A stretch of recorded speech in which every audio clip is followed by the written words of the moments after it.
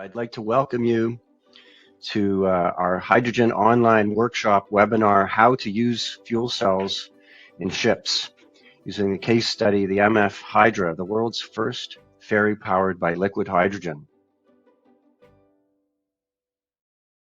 Since 2015, even Østvik has been developing green ship projects in the Norwegian maritime cluster with a strong focus on implementing sustainable, safe, reliable, zero-emission energy technology. Previously, he worked for Norway between 2006 and 2015 with offshore wind turbines, and LMG Marine between 95 and 2006, designing car ferries, fast ferries, and offshore vessels. He graduated as a naval architect at University of Strathclyde in 95, and where he also has a PhD in risk-based design in 2000. Currently, Ivan works for Norled as a project manager for developing and building the world's first hydrogen-driven car ferry, Hydra, where he also develops hydrogen-driven high-speed passenger ferries. So yeah, I'd like to hand it over to Ivan to take over and present his part. Yes, thank you, Mark, for the nice introduction. I'm actually live from the ferry Hydra now. We are doing the last preparations to get into route operation. It's a ferry, so it sails on a route, and I'm sitting here in the fjords in Norway, where we are doing the last training with the crew and get all the papers, the formal papers in place. We have all certificates are now in place. We've done the sea trails, so now it's just the last paperwork, and then we'll be sailing in quite soon here. So Norled as such is as a ferry operator in Norway. We have around 80 vessels, a mix between the traditional car ferries and fast ferries. So, and then the whole, I guess, this focus here is that we're going in a zero-emission direction in Norway. We started in 2015 with a battery-driven ferry, and more or less all Norwegian new ferries are now battery-driven. There's around 80 ferries in operation on running more or less 100% on electricity and batteries. But in this context, we see there's a limitation to the battery technology, and that is the background for why the Norwegian government opted for a tender in 2017, where the ambition was to develop a hydrogen-driven ferry, which now has become Hydra. So we went through a tendering process, a commercial tendering process. In 2018, we won the tender in early 2019, and then after this we've been building two ferries, and Hydra is one of two sister ships, which is then now sailing on, in a week or two we will be sailing on Hydra. So the background, the reason for the technology change and why not use batteries, I often get the question from, and when it works so well, and it does. So we always go for battery-driven ferries if we can. And we also, this ferry Hydra can also run 100% on batteries, no problem. But the tender and the background for this is that we see that battery technology is quite limited. And I think the best example is what I'm written here in this slide, is that if we fully load the batteries and we sail continuously without charging, which then is a simulation of a sea voyage, we can sail around 4 hours and then the ferry stops. In comparison, the hydrogen system we have on board here with liquid hydrogen, we can sail for 13 days. So we can basically cross the North Sea and back on one fuel tank. So that is the proof of the technology basically, and this is what we have done now the last years here in Norway. So I will go through some of the details and then probably some questions in the end. This ferry is a typical Norwegian ferry crossing. It's a few kilometers across the fjords, 3, 4, 5. It's a very, say, standard Norwegian crossing. This we can do in batteries. But we put the hydro system on board to prove the technology and to develop the mission is basically to develop a scalable system that can be used for coastal and also short sea shipping. So, yeah, this is the story. It's designed by LMG Marine in Norway. Been a very good partner alongside with the Ballard and also Linde Engineering with the Linde, the storage system. So, and this is the typical way to build ferries in Norway. We often get the hull and the steel work, most of the steel work done in Turkey, and then there's outfitting on in Norway in the Norwegian yards. So what you see in this picture. So the gas pipe comes in the top of the picture and goes into the vaporizer, and then we have the liquid pipe coming from the below and goes up behind these pipes and into the vaporizer. So the vaporizer is fed with a mix of liquid hydrogen and very cold, close to liquid gaseous hydrogen, all low temperature. So we send that cold gas through the vaporizer, which is a spiral inside this vaporizer, and out on top of the vaporizer we have approximately 20-degree gas coming out at around 5 or 6 bar, which then feeds into the Ballard fuel cell. And this is this system we've been running now with the gas feed and the hydrogen feed into the fuel cells. We've been running that since January, and it works quite well. Last week we did the endurance test. We were running the whole fuel cell system for 100% capacity, a full 8-hour day on the sea trials. No alarms, all boxes ticked off in this process. So the crew and the project were quite happy to see this. It works very well. So the process system has been worked a lot with the P&ID, of course, and we have it's a process system that our crew in Norled we have a lot of LNG experience in Norway, and LNG-driven ferries are, say, common knowledge. And our crew terms this system as a zero-emission LNG system.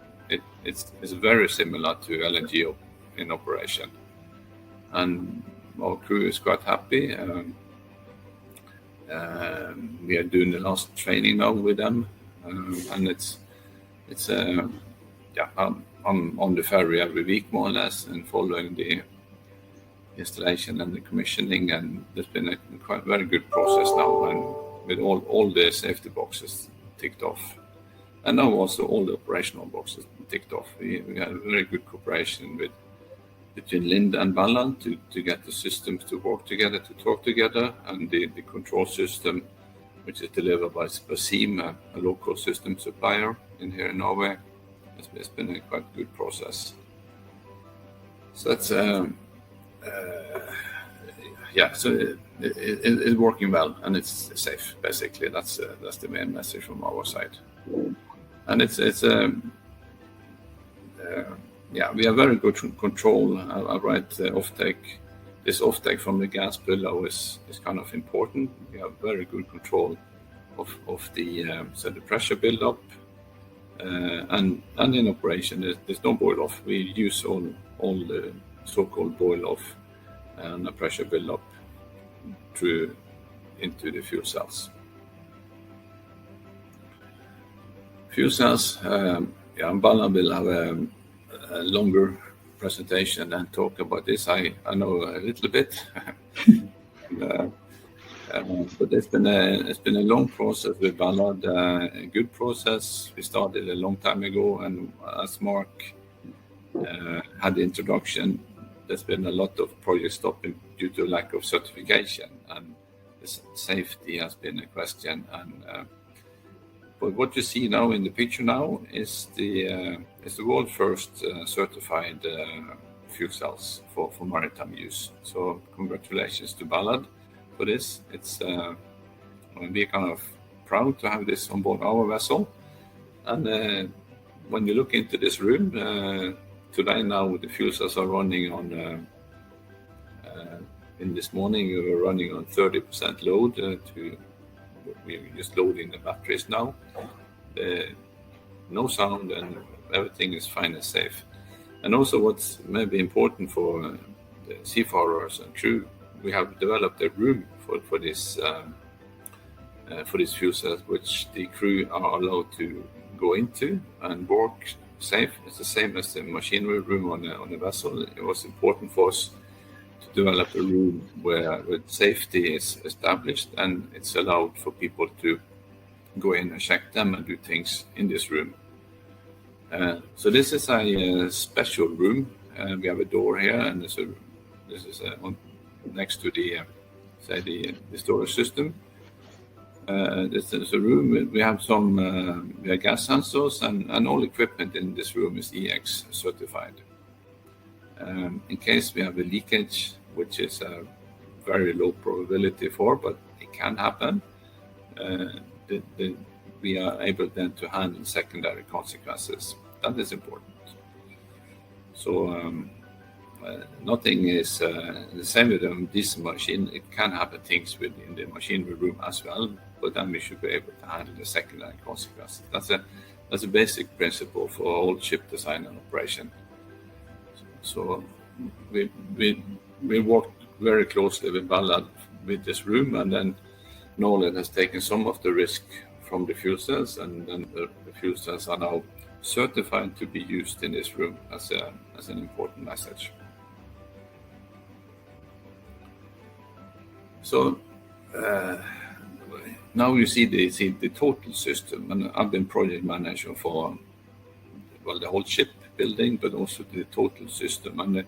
And the total system, the total hydro system, starts with the delivery of the LH2 truck. This comes from Linde Gas in Germany, Leuna. We have, and then we have the whole bunkering system with the bunkering procedure and bunkering operation, which are all certified. We have the storage tank on board, and the fuel cell room, which the fuel cells are in, are located in this area on the ship. And the process area where the evaporator is in the middle of this picture on the top of the ship here. So the hydro system, basically, it ends with the electricity cable going down to the switchboard, and it starts with the LH2 truck here. So that's been the focus in our hydro project here, to develop this in the best possible manner. To be honest, when we started in 2017, we had very little clue. There was no liquid hydrogen tank that had been built on board. No fuel cells were certified. The bunkering tower was non-existing. So it's been a very long process, but I'm quite happy to see now we have a safe operation. We know how to handle this, and it's working quite well. Of course, there are a few things when we build a second vessel we will do differently, but maybe something like 10 to 20%, but not too much. It's this. Don't let me see if I have a bit more details here. So the whole bunkering operation is developed by Norled. There were no suppliers, so we took ownership of the bunkering procedures. We have experience with LNG bunkering, which is totally similar. There's very little difference. Of course, the liquid hydrogen reacts with air in a different way than LNG, but this we handle by design. So we don't see the big difference, and that is also the feedback from our crew, which is certified LNG operators, and now they are certified liquid hydrogen operators. So we have, by design, then we have the same principle on the bunkering tower as on the liquid hydrogen storage on board the ship. It's all double wall vacuum insulated system. So it's there's very little heat in leak. There's no losses in the bunkering operation as such. We transfer 3 tons per hour. So we take more or less the full liquid truck in a bit more than 1 hour. It comes with 3.2 to 3.5 tons of liquid hydrogen. And then we send it over to the ship.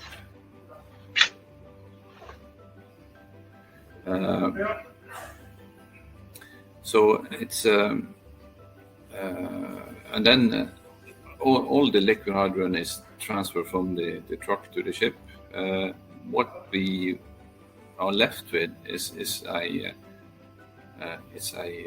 liquid hydrogen in the pipes and an overpressure in the system in the end that we are emitting through the gas mask on the tower, and this amounts to around 5 kilos.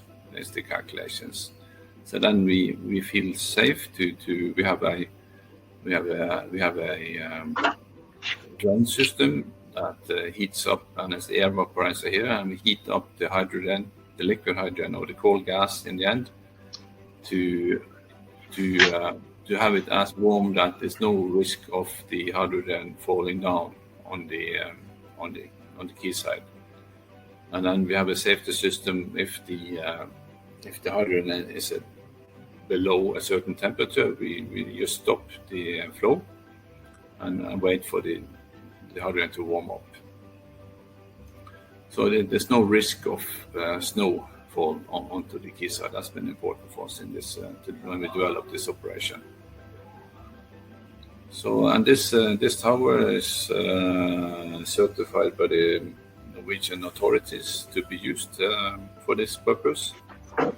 We've done the same risk assessment process as we've done with the ship. We used risk-based design, and we've done a lot of also simulations on the gas behavior if you have a leakage, if you have say emissions from the pipe here. So that has been a project in a project, and. Of course, we're discussing this with Linde Engineering and Linde Gas. We have for this system we have 3 tons per hour capacity.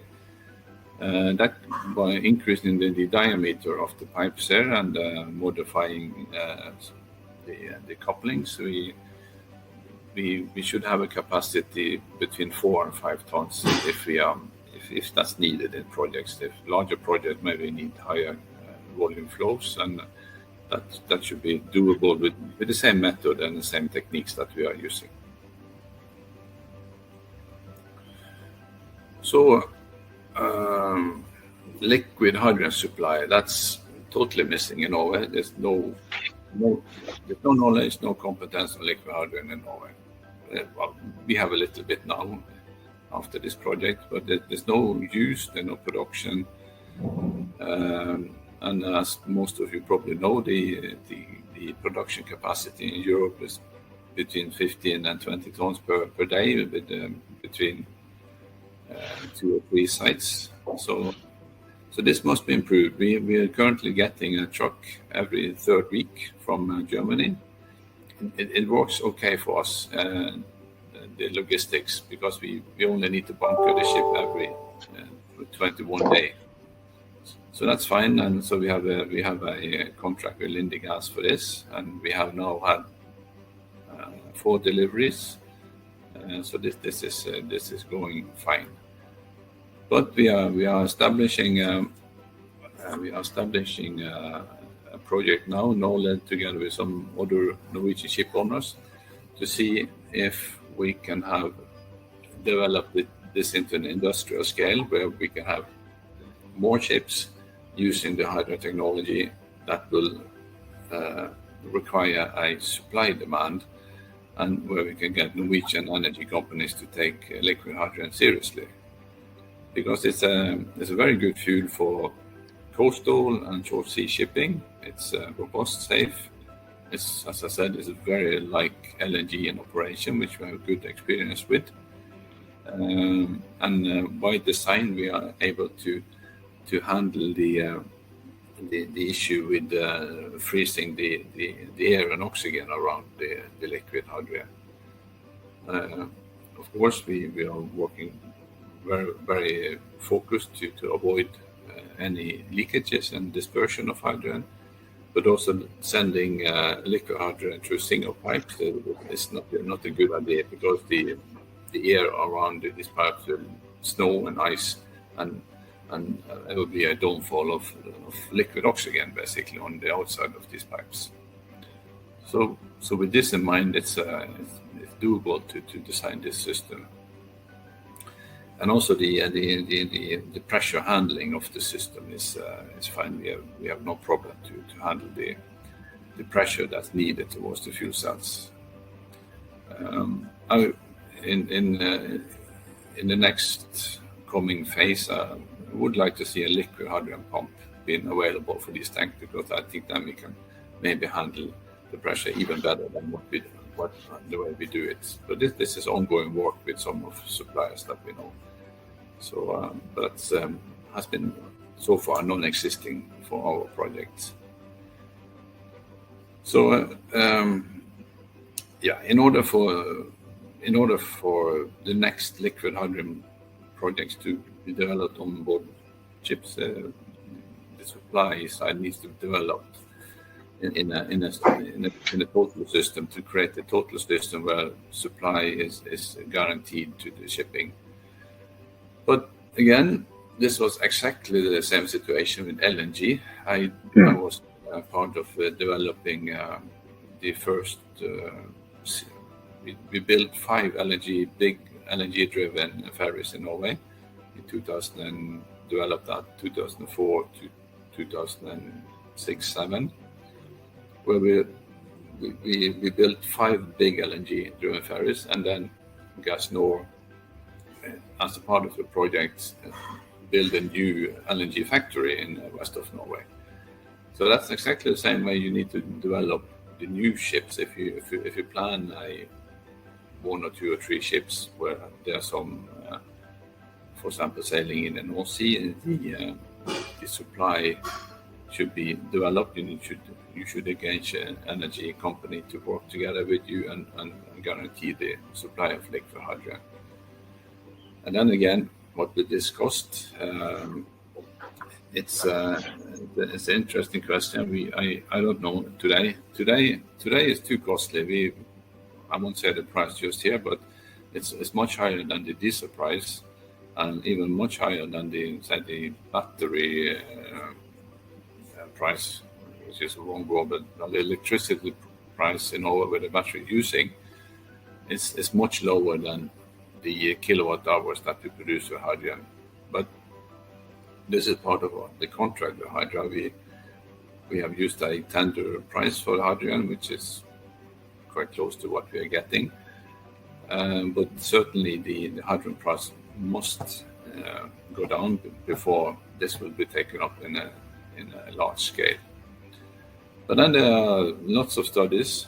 I'm referring to one in this slide, the Hydrogen Europe study, saying that, okay, when the CO2 tax for diesel is 150 euros per ton, so sometime towards 2030, the hydrogen price will be cost competitive with diesel. So let's see. We on the ship owning side, we are now working with energy suppliers with this in mind, and it's needed a joint effort between energy companies and the ship owning companies to develop total circular economy projects to see this being realized. It's yeah, it will be a lot of work, but this is, well, we are told to get rid of the emissions and from shipping, and liquid hydrogen presents one of the future fuels. We have to work together to see how this can be achieved. On the safety, on the risk side, this is my last slide. So I will leave the floor for heavy questions and these things. We follow the alternative design process from IMO, Circular 1455. So many of you are probably aware of this. We need to prove that the hydrogen system is safe. And we have done that. We have now all certificates in place for this. There are no comments from DNV class and the Norwegian Maritime Administration as a flag. We've gone through the whole process. We've done the risk-based design. We have developed the system. We checked the risk. We have improved the design. We rechecked the risk. So this has been an iterative process. And in the end, we sit up with some dimensioning risk scenarios that the ship must be able to handle. For example, if we have a leakage, we can have a leakage. Of course, there's no zero frequency risk for this. Then we should be able to handle that explosion and the secondary consequences of that. So this is all now analyzed on our side, and we have very low probability for leakage, just to point that out. But of course, it can happen, and it's the same with an LNG system. It's exactly the same process.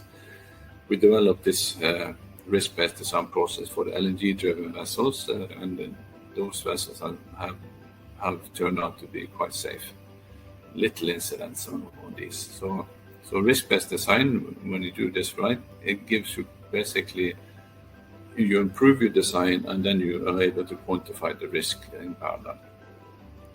So, and then in the end, we do a QRA to quantify all leakage points, and we have ended up with meeting the requirements for the 10 to the minus 6 passenger risk, as given by in the IMO rules. So that's basically the target for passenger ships, and for cargo ships, it's 10 to the minus 5.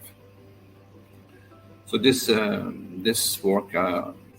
Besides being project manager, I've also been doing and leading this work. This is basically, as Mark said in the beginning, this is basically my PhD, this risk-based design process. So I've been doing all that work and the risk assessment for Hydra. So that's been a long process, and it was finalized last week with the sea trials. All comments closed, and now we are ready to sail. So that's me on the very short run through of 6 years.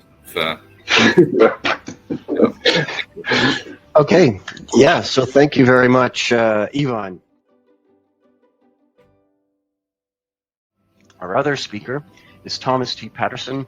He worked in the marine business all through his 25-year career, and has significant marine expertise across the value chain, including asset optimization and certification. He came to Ballard from a position at CS Electric in Denmark, where he worked also with Maersk Drilling for 7 years and held the director and VP positions with Maersk, McCartney, and the American Bureau of Shipping. Thomas joined Ballard in November 2021 as a product line manager for the marine business segment. As you could probably all sense, this is and has been, a first off. So you could say, what was the starting point? And if you look at the presentation, you'll see an automotive fuel cell to the bottom left. And Ballard has been around for 4 decades, provided fuel cells in the thousands to the automotive industry. So you can say it's mature technology, it's a well-proven technology. But the package around it, in order to adapt it to the marine environment and the marine rules and requirements, were sort of the challenge to overcome. There has been a couple of, you could say, validation and verification activities up front to this. The High Seas project within EU was around, simulating, a marine operation, and there is, of course, also the electric push boat on one of the German rivers that has our fuel cells, non-marine approved fuel cells, but as a sort of proof of concept. But the challenge we have faced is really, how to take our mature technology and adapt it to the requirements of the marine industry. And you could say, if we sort of, point them a bit more specific, the marine standards are very different from the land-based standards. There is an immense focus on safety. Of course, that's also present in the land or onshore scenario. But one of the, you could say, characteristics of the marine industry is that you cannot get away from the ship unless you simply intend to leave it completely. So, for instance, the risk of accumulating leaking hydrogen has been very much on the agenda from this whole safety concept. There is severely different operation conditions. There is a lot of dynamic impacts, a lot of acceleration and deceleration from a vessel hitting a wave, for instance. There's a lot of potential fatigue, a lot of vibration, etc. And that, of course, has been something that we had to prove to class and flag state that our construction was actually capable of withstanding that. Then there's the double containment barriers, again, a technology also known from the LNG engines, and again that has been a predominant design feature that we have introduced into the FCwave. And of course that, as even it has also sort of, indicated, it's been a learning journey for all involved in it, especially flag states, class societies. How do we demystify hydrogen and fuel cell technologies, and how can we, introduce that into a rather conservative industry like the marine industry really is. So you could say, what is it we have achieved? Well, we have achieved the world first type approval of a marine fuel cell. And as you can see, it turned out to look a bit different than the automotive model you saw at the beginning. This is a 200 kilowatt unit. It's commercially ready. We are selling them, and they are in principle running down our assembly lines. But of course, it took a massive effort in achieving this. It's been, a project that has spread over several years in close cooperation with of course, also Norled and even, but also DNV, which were our chosen approver, the classification society. It's been around, first of all, how to design and develop the system to the industry, build and validate. That's been a very, you would say, lumbersome work to do that, and of course finally to get it certified. And you would say the overarching principle has been that the International Association of Classification Societies, they have a test and the requirement scheme for how to obtain a type approval for a marine technology, and that is what we have followed in this respect. But of course also having to realize that there were no reference for the hydrogen technology in that aspect. So again, it has been a sort of a learning process. I think the most significant achievement is that we have contained some of the inconveniences of this enhanced safety and managed to contain that inside our module, meaning that it is actually still an easy maintenance and service object, and that of course has been sort of our overarching principles that we shouldn't push the inconvenience to the end users. So for instance, everything is serviceable from the front of it. It's a low maintenance technology as well, so it's not anymore troublesome or complex to install and integrate into a ship environment than it was a normal combustion engine. It's really all about a couple of electrical connections, cooling water connections, and a fuel supply. So again, that has been, of course, also one of the design features, because if we cannot adapt the technology to the expectations of the industry, and we cannot demystify, the complexity of this, and rule out the complexity, and make it comparable to the existing technology, then we haven't achieved what is really required to assist introducing, emission-free technology in the marine environment.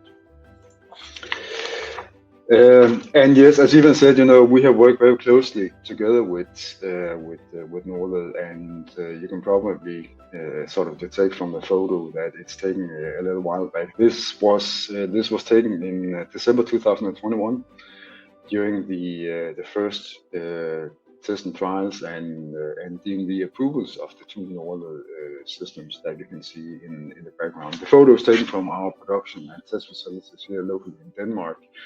And as I said, it happened very late in December 2021. And the first units that were certified was for Norled and the Hydra ferry, and quite an achievement. So the team you can see on the photo are the ones that have been really involved in this. But it's been a team effort, as Ivan has also indicated. It doesn't come unless you work together in overcoming the obstacle and the challenges.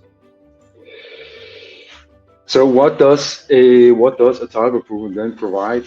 I think, and what is contained in a type approval? First of all, I would say it rules out all the uncertainties in regards to, among other, safety, but also performance, because it's not only been a safety study, it has definitely also been a performance study that was required by class, that we can document that we can obtain the efficiency we should, the fuel consumption, the temperatures, the pressures in the construction.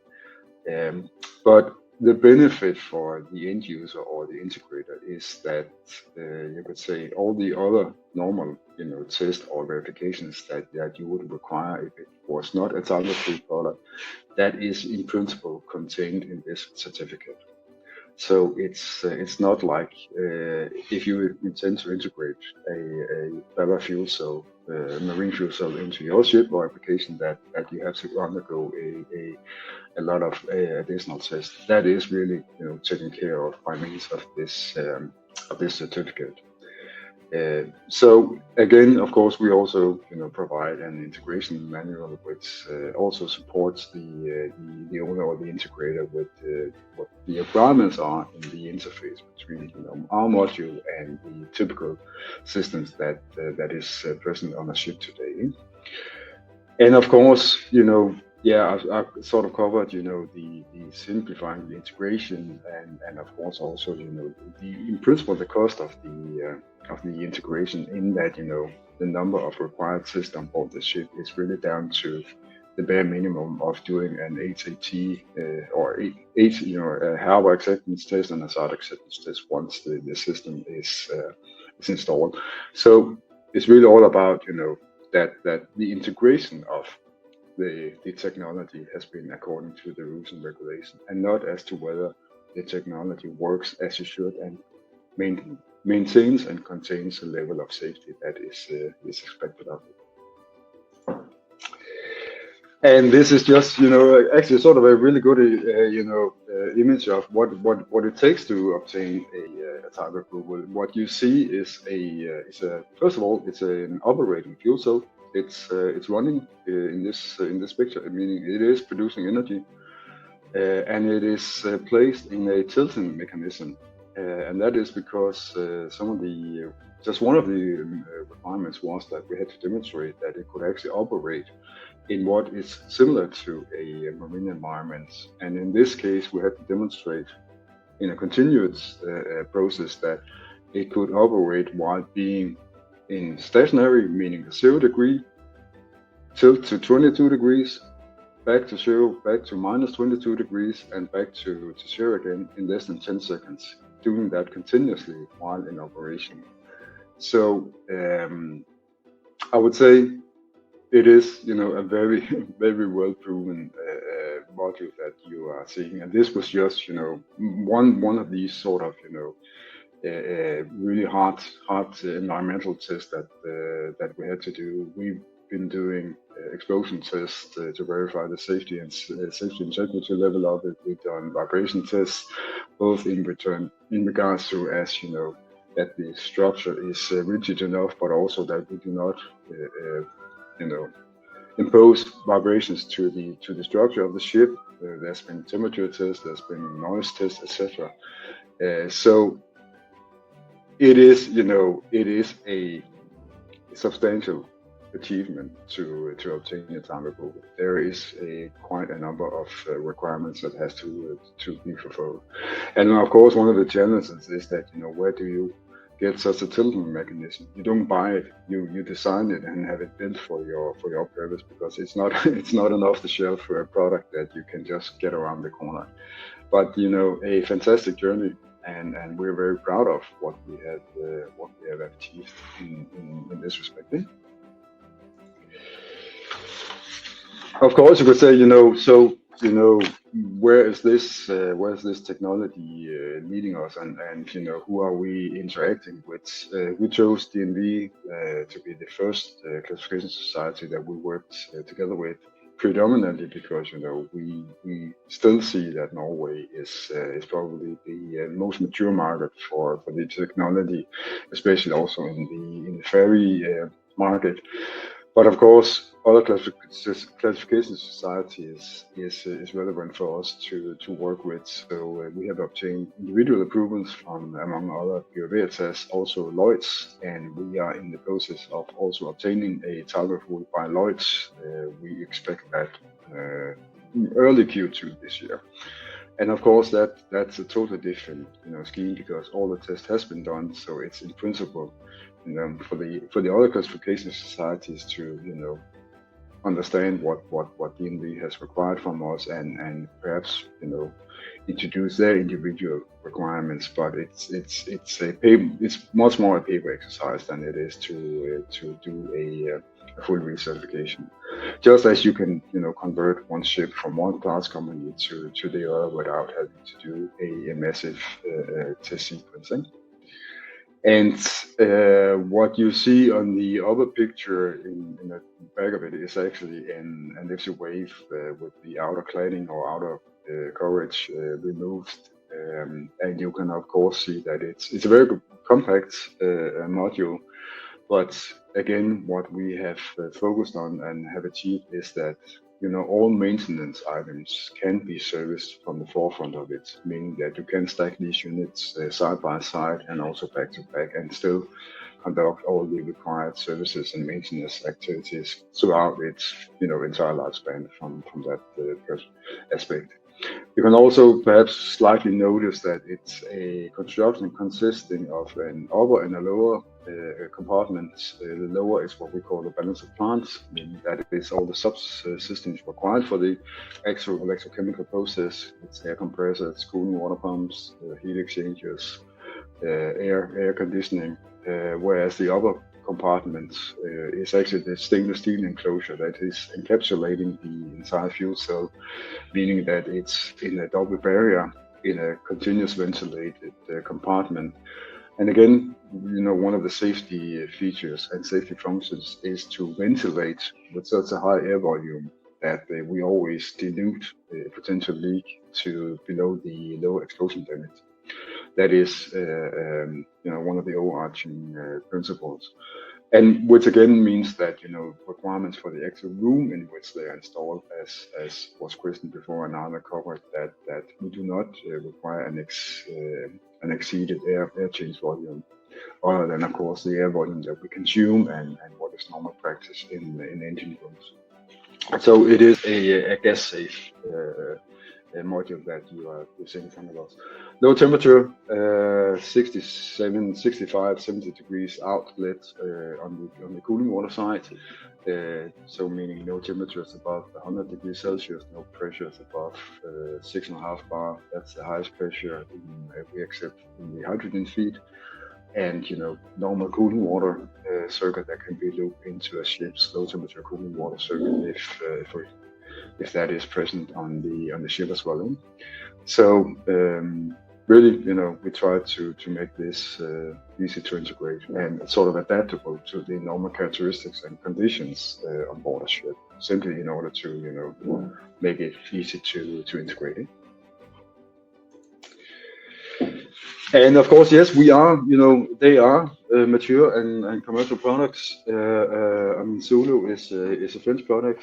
Bureau Veritas has approved them. It's a cargo operation on one of the French rivers. FBS Val, future-proof shipping, is a very trusted customer for us. They have a philosophy of emission-free transport, again on the European rivers, and they have procured a number of systems for us, having them classified by Lloyd's. So it's not only you could say verification projects on the EU regime, but it's actually also commercial projects that we are engaged in. And of course, there's a little electric ferry, push boat that you see on the bottom right. Latest is also sales in the US. The module you're seeing is actually also adaptable into rail applications. We have sold a number of them for rail applications in northern Canada, again based on the rigidity of the entire construction. So fun enough, designed for marine, but actually also adapted into the rail industry as well. And the future will be that we are making a model for the stationary power segment, because if you take, for instance, data centers, they have a strategic ESG target of being zero emission, also in their backup power. So again, we are adapting, the efforts and investment into the marine model you see here, and utilizing that for other power applications as well. So sort of finalizing and summing it up. Yes, Hydra is a very good example of how it can be integrated. Hydra is, of course, as Ivan also said, the first ever trials and errors, learnings, a few things that can and perhaps should have been made different, but then overall, quite an achievement from the entire team. We can only say the technology is ready. It's a proven technology existing for decades. We have managed to obtain this type of proven meeting, and we have also, we meet the current requirements for safety. The challenge is really the availability of hydrogen, as we see it. But luckily, there are good initiatives in that respect as well. Class and flag states, they are catching up. I'm not saying they were left behind, but of course they also had to adapt to the technology. We do still see it being influenced by regulation from other technologies. Some of the principles are still based on LNG powered combustion engines, but we're okay with that. Double walk principles and ventilation of pipes, etc., etc. And of course, yes, it does take a lot of effort, but again, we're also seeing that the approval phase is becoming, easier and easier by each project that we are involved in. And, the fact that Hydra is now fully approved, as Arnold said, is just a good example that it is definitely achievable and manageable. So, a great future perspective in adapting this technology to the marine industry. And then you could say, what would we have done wrong? I think 200 kilowatt is from a marine perspective not a lot of energy. It came from that we saw smaller ferries being the predominant market target for us, which is why 200 kilowatt in a sort of a platform where you could add more units together. What would be the right approach to it? If we were to start over again, I think we would have likely settled for a higher energy output. But we are actually working with that, and we will throughout 2023 also be able to offer this on a sort of a skid platform, so that we have taken some of the inconvenience of the integration into a design that we include, meaning that we can provide a 0.5 megawatt or even a 1 megawatt package on a common skid for the fuel cells. So, Mark, I think that was my comments or my introduction to this subject. I think you're muted, Mark, so we need to get your sound back on. Thank you. Yeah, thanks a lot, Thomas.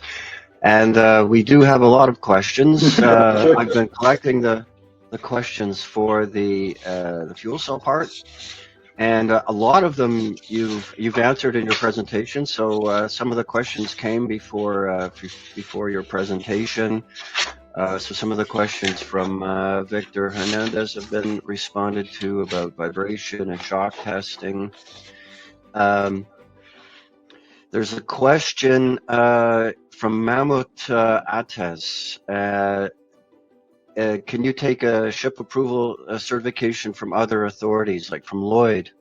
Yeah. So I think you... Yes, we can do that. Yeah, no problem. Yeah.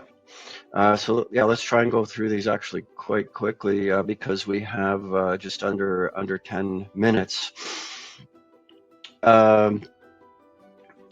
We had this question earlier, but we have to address it from the fuel cell perspective. How do you see green methanol and ammonia from coastal shipping? Question from Mikko Bergqvist. Yeah. I noticed that question came up, and fact is we are actually cooperating with companies that is engaging into this reformer technology, both methanol to hydrogen and also ammonia to hydrogen. We are actually in a development project with one customer in which we are rebuilding a couple of our fuel cells in order to adapt a you would say a gas with a higher nitrogen content than pure hydrogen, or nitrogen content than pure hydrogen. So it's definitely possible. There is some challenges in regards to such a combined system overall efficiency that we need to adapt to in order to make it an attractive package, which I think is also why Ivan said he's more on the liquid hydrogen. That's understandable from his world. If you look at deep sea or ocean going marine traffic, it would be natural to see methanol and ammonia being in the hydrogen carrier, and then have a reformer on board the ship that will cover the electrical load on the ship, the required energy for propulsion, pumps and so forth, and steering gear, and of course the hotel load, etc. We are seeing a substantial interest from the cruise market in emission-free energy, because that is really required in their industry, because they are not allowed to enter in the fjords in Norway, for instance, by 2026 unless they are emission-free. And they of course looking into how can we adapt, among other PEM fuel cells, and that will to some in certain situations require a reformation of the chosen prime energy, being LNG, being methanol, or being ammonia. So I think the challenge is not the challenge, but the future technical development is really maturing these converter technologies to a higher TRL level, getting them approved, and then of course getting a combined overall efficiency that is sort of acceptable. Okay. So we have 3 questions relating to the fuel cell membranes. One from Mahinder Nayar: do you use any lining in the fuel cells? And from Philip, do you use the same catalyst-coated membrane for marine and land applications? And from Hans-Jörg Rambor: do you need to use special membranes in the ship fuel cells for the saltwater environment? No, we don't. We use the same cell materials, and that is based on the inherent principle of Ballard, in that we have always I would say, supported the heavy industries, road transport, and not so much personal vehicles, but buses, trucks, and so on. So heavy duty applications. I mean, we have plus 30,000 hours experience with fuel cell buses in London city area. So the Ballard fuel cells are, in that respect, reliable, 1,000 hours, heavy duty applications. So the challenge, one of the challenges for the marine environment is, of course, potential salt content in the air, and that's why we have a dual filtering system in this marine application, meaning certain filters in the forefront of the doors where the air enters the module, and then a secondary filter in the air intake to the compressors, simply in order to ensure that the air quality is sufficient. Okay, this is a quick one, very easy. What is the material of the bipolar plates? Is it steel? Is it composite? I think you can answer that. So steel could be, but we do have steel at Ballard. Technology we developed for the automotive sector, but we would never use those for the heavy duty, ever. We use for the heavy duty industry, for the requirements of long lifetime, graphite and carbon or graphite carbon composite, because the steel plates degrade over time because of the aggressive deionized water, and then you have some limited level of peroxides, H2O2. So it's very aggressive, and steel can't take it. You need a coating, but the coatings are really only usually lasting enough for the automotive sector, 5,000 to 6,000 hours. But we're not aware of any suppliers who can do more. So it's graphite composite, and we can even renew those. So that's the best solution for that. Yeah, I think it's important to say, that of course we are also looking from a circular perspective in our entire supply and production chain, so that plus 90% of the platinum can be reused. So it's not like that we're introducing a technology that will leave an environmental footprint afterwards. Despite that you could say the energy is clean. I mean, we are working full circle in this perspective. Yeah, I think this is the last question. What standards are required for marine hydrogen applications? And Frank Ernest, to my understanding, at this moment there are no IMO rules for using hydrogen as a fuel. It's still in the process. I mean, the classification societies have introduced special requirements for the installation of fuel cells. They came, throughout this development project, but they can be downloaded from the websites of the class companies. From Tim Heiderscheit, there's a question: does the liquid hydrogen storage system use any insulation? And it says MLI within the double wall vacuum space. Yes, this is a Linde engineering property, but we have the vacuum space, which is the main element, but there are also some insulation layers inside that. I can't remember the name, but there are some small parts of this. Okay, and from Gabrielle, what are the implications of the weight of the empty tanks, and to what extent are lighter weight options such as composite tanks being considered? Of course, yes. We have liquid in this case, though. Yes, we have used the stainless steel tanks on the first project, and we have not had a big focus on weight. But this is something we were looking for into the next projects, to see if we can use different materials. And this will be in dialogue with the DNV class and other class societies. Safety should be guaranteed, and so we're not compromising on that. But we could, we see the design here, we could make that a bit lighter with thinner steel, and especially on the outer pipes.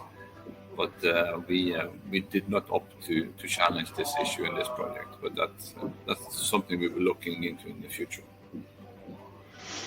Okay, this is a related question from Olivier Bravin. Which alloy do you use for the pipes, valves, and fittings for both liquid and gas hydrogen, and do you recommend something else in regard to corrosion and embrittlement? No, the pipe, the steel is stainless steel, is 316L.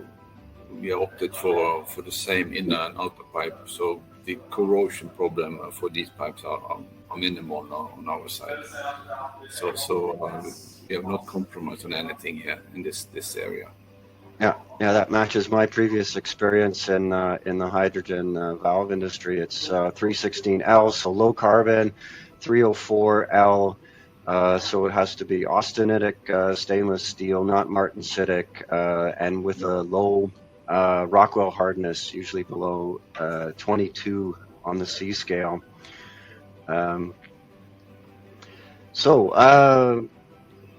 Next question, is 400 kilowatt sufficient for the ferry?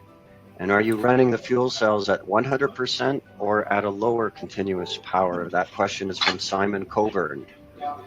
Yeah, no, it's the 400 kilowatt is enough to run the ferry on, say, the route speed, and we have for the acceleration loads out from the quayside and into the ferry port again. We have higher loads, and then we use the batteries for this. But these are like very short peak loads, like lasting for maybe 10 to 20 seconds. So we take that with the batteries. That's a good design. So we can run the fuels, the ship, say 100% on fuel cells. The energy over the day is more than enough for that. But we will find this operational load for the fuel cells, which are right for us. We have a requirement annually that the energy used on the route should be more than 50% should come from fuel cell production. So that's the contractual requirement. So we'll probably be around this number, 51%, because hydrogen is much more expensive than the electricity through the batteries. But we decided so to be able to run so-called only on fuel cells. So that's just to test it out and to check that it's a scalable project. Okay, we have two questions on boil off, one from Christos Chatsagore and one from Hoonhee Lee. And it's so what is the boil off when it's not in operation, and how is it handled? How is it achieved? But I think it means how is it the question is actually how is the non-boil off achieved? So you mentioned it was minimal. Yeah. We have no boil off in normal operation. We take the pressure build-up in the tank, we take that out the gas pipe on the top of the tank and put it into the vaporizer. So and this is working quite well. We have when the pressure in the tank goes above a certain limit, then the gas valve opens and send that gas to the vaporizer. Otherwise, we take the liquid out through the bottom of the tank and send that to the vaporizer. So and this system is tuned now and is working very well. So when the fuel cells are running, there's no boil off. And of course, if the ferry is laying idle for longer periods, there will be a small boil off. The holding time is a function of when we have just done the bunkering and we have filled on cold, super cold liquid hydrogen with a low pressure. The holding time is calculated to be 16 days before the safety valve pressure is met. So that's the 16 days holding time just after bunkering. And then when we use the liquid, there will be more gas and there will be a slowly pressure build up in the system. So in the end, we end up with a shorter holding time, of course, but then the ferry is planned to operate 365 days a year and have a short night stay. And so in theory and hopefully in practice, there's no boil off in the system on board the ship. Okay, so we're at the midpoint of the presentation, but I think we have some more, maybe to make sure we can get your answers for your part before you leave us. There are a couple of questions from Tim Skilton, and it's about the engine room or the fuel cell room. Is there any special ventilation requirements for the room? And shipboard firefighting techniques that are unique for hydrogen. And then about the other requirements for the room, do you have any EMI shielding for the room or cells themselves? No, we have the room. The room is designed actually without the gas zone. There's no gas zone as such in the room. That is class rules. But we have special requirement to the rule, and we have a slight ventilation is giving a slight overpressure in this room. So if you have a leakage outside the room, it's not entering the fuel cell room. All equipment in the room is EX certified, Hydra and EX. We have gas sensors, and then there's a standard water mist system to take any normal fire. If you have a hydrogen leakage in the room, the philosophy, don't use water, but use ventilation to ventilate out the hydrogen. So it's the same principle as the fuel cells are designed for, basically. Yeah, exactly. Use ventilation to push out any hydrogen. So it should not be any ignition source in the room, so get out the hydrogen. And then, of course, long before this, if we detect a pressure loss in the system or a gas sensor is signaling, we have ESD. We have a verified ESD system that is stopping all the process of shutting down all segments of the tank and the process system, and also the fuel cells are shutting down. So it's we spend a lot of time on the ESD philosophy and to get this right. So we're able to limit any leakage to a large extent between the leak point pipe or valve or containment system. Okay, maybe one here. Do you, from Eli Winkler, do you consider raising the ISO tank into the ship and using it as your storage vessel? Perhaps it could save pumping procedure, and you might also carry several ISO tanks on board for longer sailing range. Yeah, I see people work with this swap containers, as we call it. Like they plan to have instead of pumping pushing the liquid from the truck to the ship, they just lift the whole truck in place or the container. It gives you a few other issues to think about, such as how to fasten it, and also the connection point between the swap container and the ship for me is a question how that will be done in a good manner. But of course, this can be solved during the time with technology developments. So, and I know there are certain projects that are looking into this. But then, of course, you should think about, okay, how long time do you need to lift that container off the ship and place the new container on board, and then get the container securely fastened and also the connection securely fastened.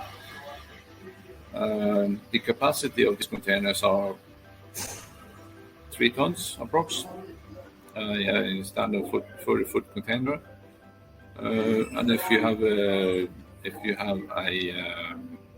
bunkering rate of 4 to 5 tons per hour, I think maybe we are quite close or very close that the Hydra method is maybe the more time effective than the swap container. So, but But then again, the swap container, there's some different philosophies with this. We have looked into this, of course, with the hydrogen supply and seasonal demands, etc. So I think that we will probably see this solution also in the future. Okay, yeah, and then there are questions about the choice of energy carrier from Christina Beitenbach, from Kamil Mrodzowski, and Wayne Miller. Was ammonia considered as an option, and what do you think about methanol as an energy carrier, and can it be reformed on board? And the other question was, do you see methanol and ammonia as being used in the future instead of liquid hydrogen? I think you probably see that in cargo ships and deep sea ships. I think in the end it's all about efficiency. Today there are no technology available to use ammonia on the ship. The combustion engine is not proven. We don't know the efficiency of it. We need to have extra systems on board to handle the nitrogen, the NOx. And then ammonia again introduces a poisonous risk compared to hydrogen. That is an additional risk. If you have a leakage, you have a problem, especially on passenger ships. So our main reason for, well, we have ammonia was not allowed to be used for this tender, but we have studied ammonia a lot to see if this is a future fuel for ferries. My personal opinion, it is not. I think liquid hydrogen will be the better option, operational wise and also technical, when you see the power delivered to the propeller due to the efficiency of the systems. So this requires a longer study and longer explanation, but and studies. But the technology readiness of ammonia is not there today. I know, and I think if we're able to develop a full system with the solid oxide fuel cells and ammonia, that could be a good future solution. But there's a lot of work before this is ready for commercial use. And I also see the question related to compressed hydrogen. I can maybe take that in the same go. It's the liquid hydrogen system has used 3 to 4 times less space and weight than compressed hydrogen on board. And the bunkering times for compressed hydrogen are much longer than for liquid hydrogen. So in my view, liquid hydrogen is a much more ship-effective system than compressed hydrogen. And also the high-pressure bottles on board the ship represents a lot of leakage points. I think the compressed solutions are many bottles and many valves, many more leak points. So you introduce a higher frequency risk for leakage, and also to handle a high pressure leakage, the consequence side is totally different than to handle a liquid hydrogen low pressure leakage on board a ship. This also requires a longer explanation, but if you do we have done the consequence simulation of both. We have assessed for Hydra. We have done a lot of. We have a design for compressed hydrogen and one for liquid hydrogen. So we've done both, and we have compared them. And ship-wise, liquid hydrogen represents the much better solution. Okay, yeah, so that addressed the question from Alexander Timmer. And there was another question relating to liquid hydrogen from Marc Boffanoir. Do you think it's feasible to bunker liquid hydrogen to a vessel from a platform in the open sea? I hope so. It would be nice to have offshore hydrogen production, offshore wind. I've seen the projects on this. I will go so far to have bunkering vessels, liquid hydrogen bunkering vessels, lying next to Hydra here in sea conditions like this. Yes, that will come. It will be the same as we see with LNG vessels on bunkering imports. But to do that offshore, LNG has tried that, and they had it's not become main procedure. It has not taken really off. If you have big difference in the motions between two vessels, it is a bit difficult to get this done in a safe manner. So I would say maybe to that question, but to have a liquid bunkering vessel just next to the ship here in a fjord or in the port, yes, that will come. Maybe the final couple questions for you, Ivan. One from Victor Hugo Hernandez. What was the biggest challenge in integrating the fuel cells into the ship's propulsion system?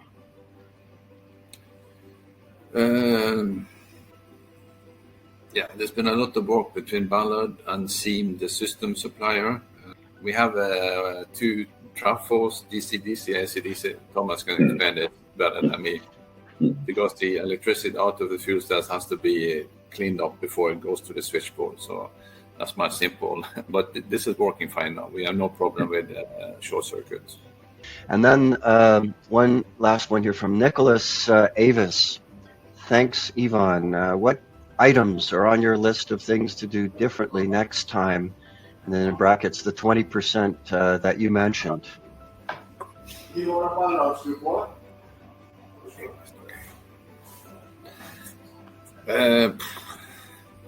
Shall I say that is a secret? Then we keep that. But of course, this is the first time we do it. 20% is maybe a bit high, but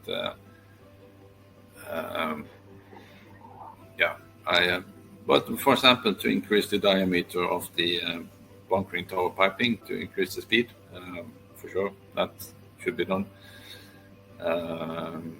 And we will look into reducing weight, as discussed. How to reduce weight of the system is we can optimize the look at the materials, but also look at the thickness of materials. We have a pressure class of 20 bar in the total system. We will hardly operate above 6 bar, so maybe we could reduce that safety margin.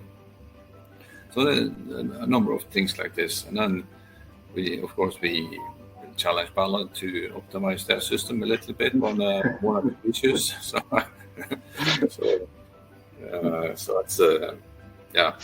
it's the Hydra is not the final solution, but it's a very good start. Linde Engineering, SEAM, LMG Marine, and the other suppliers. Thank you for speaking on their behalf, and they've been very busy with the last these days of the sea trial phase. So I'd like to send thanks to them and all the people who participated in this project. Yes, any last words? Mark, I can only say the same. It's thanks to all the participating parties. It's a teamwork. Team LMG Marine has been in the project since day one. Ballard since day 2, and Linde since day 2.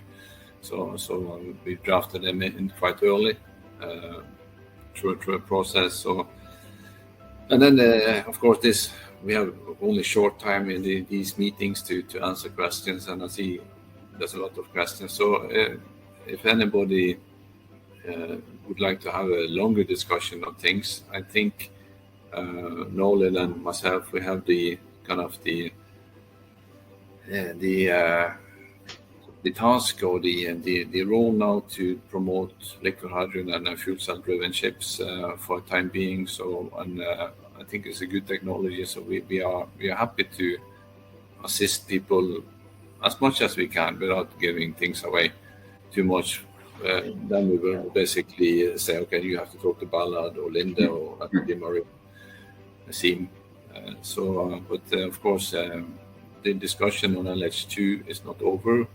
And there's all the new fuels, the pressurized hydrogen, which is a very good solution for I think for smaller ships, fishing boats, etc. Ammonia is good for particular uses. So I think the future will see there will be a mix of fuels that are suitable for different ship types. Different geographical areas will probably favor one solution over the other. So there's no right or wrong answer in this. We're all trying to look into how to have a fossil-free shipping in the future. And thanks again, Ivan. Yes. Yeah, thank you very much.